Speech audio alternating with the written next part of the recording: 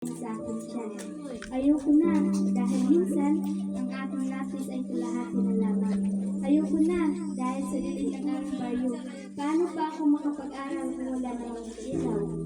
Ayoko nang pumasok, Oro, dahil minsan hindi ko maintindihan ang salitang iyong pinibigkas.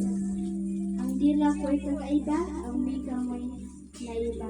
Paano mo ako matuturuan kung hindi ko naman maintindihan?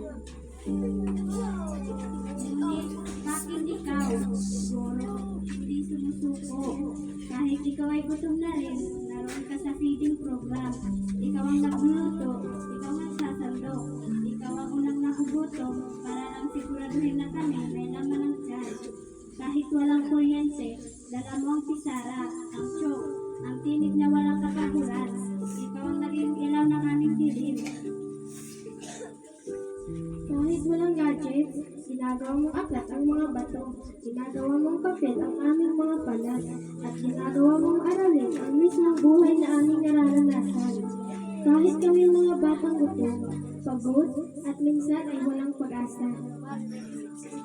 Hindi ka bumitaw, sa halip, hinawakan mo ang aming mga kamay, at tinuro ang daan papunta sa kinabukasan.